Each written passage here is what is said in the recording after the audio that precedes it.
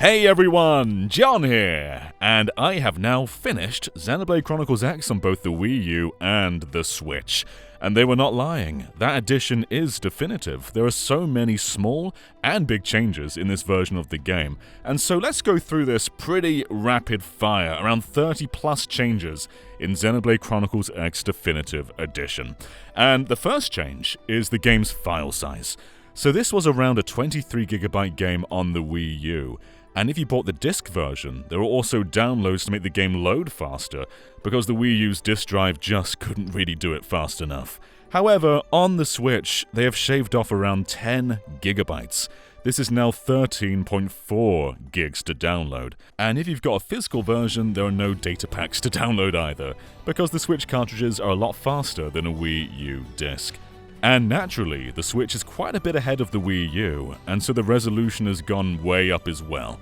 We've gone from 720p to 1080p. It does seem to be dynamic in places, but it's 1080p a lot of the time, and the frame rate is a lot more stable too, keeping to 30fps far more often than Wii U did. But the visual improvements go above just resolution and frame rate. A lot of the character models have been completely changed, and in the case of Lyn, it's pretty drastic. Just take a look here. This is the case for the vast majority of character models across the game. They were pretty lifeless looking on the Wii U, and now they've got a lot more in common with how the other Switch Xenoblade games look. And while we're on the tech side, the loading speeds are actually quite a bit faster on the Switch. This isn't a game that loads very much. The open world is one big seamless world with no load screens. But if you go into a building like the barracks or you use fast travel, you are going to see a load screen, and that's a lot more seamless now on the Switch. But let's keep on presentation for just a little bit longer, because the audio balancing is a lot better than Wii U, especially in those intensive cutscenes. But even if the background music is still too loud in some circumstances, you can balance that yourself. There is now a sound settings option, allowing you to turn off the music or the sound effects or just adjust them to whatever volume you want. And it's very weird walking around the world with no music at all. It's empty feeling. And while this game's soundtrack hasn't quite been redone in the same way as Xenoblade Chronicles 1 Definitive Edition, the Skell theme has a new arrangement, and there's actually three options. There's the original Wii U arrangement, there's the brand new arrangement, and then there's the brand new arrangement with no lyrics. And if you play the Wii U version a lot, you will know that you will hear this song over and over and over again. And so it's quite nice to have different variations. I quite like the lyrics, they're cheesily fun, but when you hear them so many times, it can be nice just to hear the backing track, rather than the song over and over again. And speaking of skells, there's a chunk of time in this game where the skells can't fly, and so you get these big jumps instead. And in the Wii U version, the flight module replaces the ability to jump, whereas on Switch, you can jump even when you've got the flight module. You've just got to press ZR again while in the air to start flying. And there's quite a few benefits to this. One, it doesn't reset the music every time you just want to go in the air a little bit, but also if there's just a small cliff that you want to just quickly jump up without having to fly and land, it's way easier now. You may have noticed in the Switch version, when you get into a really tight space, like a cave with walls very nearby, the camera gets all floaty and slow, and this was what the Wii U version was always like. You can crank up the camera speed and make it less floaty and slow, but it still was never really the ideal camera. And the Switch version has basically overhauled that.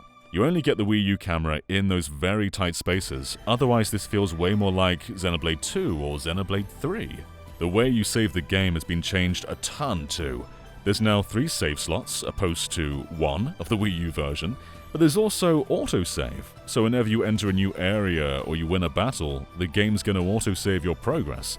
So if for some reason your Switch ran out of battery, or there's a crash, or whatever else, you're not going to lose time, that's gonna be preserved. Another great change is the tracking ball. This was in the Wii U version, but it liked to run away. If you had an objective to go to, it would just dash in the direction of that objective, leaving no trail. But in the Switch version, it leaves a permanent trail until you turn it off. And then it also just gives a big flashing light in the sky showing exactly where you are meant to be going. But it also highlights materials you can find too, rather than just the objective. You never have to use the tracking ball, but if you get stuck and you can't find a certain material or whatever, this is going to help you out like 99% of the time. And you know what? There's one more huge presentation point to talk about. The UI. This has been changed a lot, and we're not just talking about the look. So the Wii U version was greatly criticized for its very small text. This game was almost impossible to play just on the gamepad, with how small the text was. And in the Switch version, they've greatly increased the font. It's still a little bit small in handheld mode, but it does the job for the most part. Here's just how text boxes look, how the battle arts look, and you can see how they've combined certain parts of the UI to be easier to read and less cluttered overall. But there's quite a few changes to how battles work in general.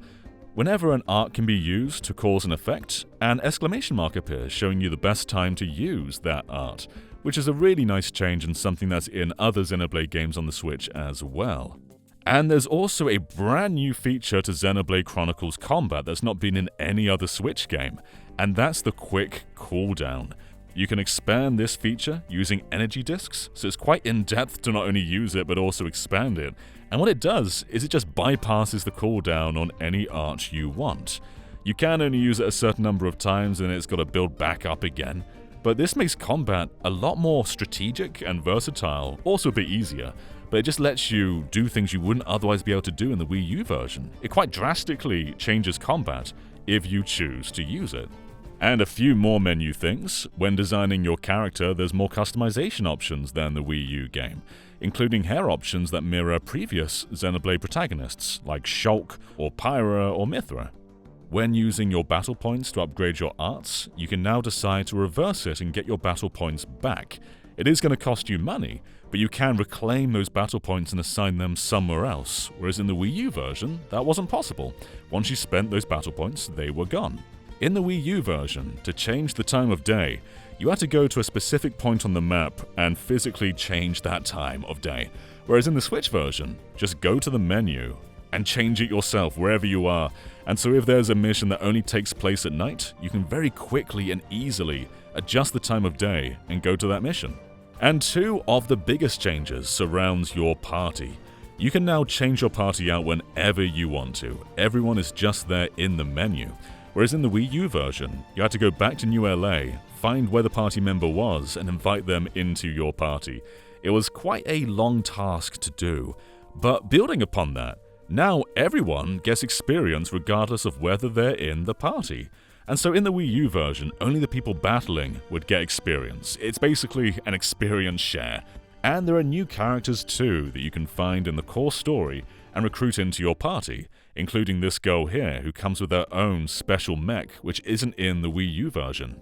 A few parts of the game have been sped up, and so gaining affinity for other party members is now something that happens much faster. And so if there's a mission that requires you reach a certain affinity level, you can grind that out way faster than you could on Wii U. And kinda building upon that, the level cap has been removed. Over on Wii U, there was a level 60 level cap, which always felt a bit weird, kind of an odd number, but now the cap is level 99. And building into another point, online works now. And a big part of online is you can recruit real people into your party. So when playing with other people directly, you can do special online missions together. And that's a lot of fun and something that doesn't really work on Wii U anymore. But you can also just recruit offline versions of their avatar. And if you want to, no matter what level you are, you can spend money and get a level 99 person in your party, which is really handy for grinding to higher levels if you're a bit behind. Just get someone who's a way higher level than you to take out those monsters, and everyone in your party benefits. It's a great incentive to use online avatars, because in the Wii U version you could do that, but then regular party members wouldn't level up, so you're kind of de-incentivized from doing that. But now your party can be anyone you want, and you're not missing out on experience. Something small that I find cool from Xenoblade Chronicles 3, pressing L and R at the same time takes a HUD-less screenshot, and this is a really beautiful game, so getting clean screenshots like this is lovely. In the Wii U version, installing probes didn't really give you a benefit. Of course, you can fast travel to them and then install certain mining equipment, but just installing them didn't do much itself. whereas now there are rewards for installing probes. You get things like items and money for doing it, so there's a lot of incentive to go around and place them everywhere you can in the game. And one huge thing is this. When you get the Overdrive ability, which is kind of the replacement to a chain attack, you now get this in the corner.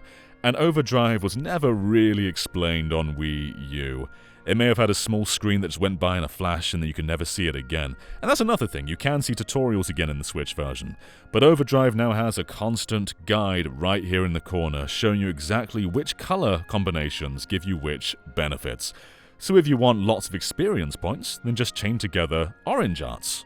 I never really understood this on Wii U. I thought it just gave you lots of quick-fire arts, but now I understand there is a purpose to them, and I'm properly getting a layer of this combat system for the first time. And another drastic change is there's no longer any blade levels in the game. They've just taken them out entirely. So in the Wii U version, sometimes there'd be a treasure chest or a mission that you simply couldn't do because your blade level was too low. You upgrade your blade level by just making relationships and doing missions, that makes it go higher, so there was a lot of side content kind of forced upon you on Wii U, and that's just gone entirely now. That's not to say you can just do any story mission whenever you want, there are still requirements to them. They require you be a certain level or do certain affinity missions, but there's less fluff stopping you from doing this. And the last improvement is this game's map. Now, this is kind of a half improvement, because this was beneficial on the Wii U. It was great to fly in the sky with your Skell, not pause the game and just look down and see exactly where you are on the map. That was helpful. Now you just press the Y button for the same thing, but it does pause the game. But using the map itself is a lot more versatile. On the Wii U, the map couldn't load all the regions at once, and so if you wanted to quickly go from New LA to the field, you had to then exit from the main map, click on the field, and then find the data probe you want to travel to. Whereas now the map is pretty much like Breath of the Wild. You use the right stick to zoom in and out, and you can just go anywhere you want. There's no need to load all these separate zones, you can just take the icon wherever you want it to go. And so now you've got this big, branching map that doesn't interrupt itself. It's really easy to get to certain places too, like if you want to get to the barracks, press the X button and then just load it in. There's really no downtime with this map, it's just faster and easier to use, despite it not being its own separate screen. And those are the 30 things that came to mind for me that make Xenoblade Chronicles X better on the Switch. It's just a faster, better playing, better looking game that does a lot of little and big things to make the overall experience more fun. And we're not even talking about all the brand new story content, because the Wii U version, 9 years ago, ended on a cliffhanger, and we've been waiting 9 years to resolve that, and finally the Switch version does that. But we're just talking about the core game. 30 things from the core game, plus a brand new epilogue. So thank you so much for joining me with this, and let me know if there's anything else that I didn't talk about that you think really benefits the Switch version, or if there's anything the Wii U version does better that I neglected to say. Thank you so much for watching, and we will catch you next time. Bye everyone.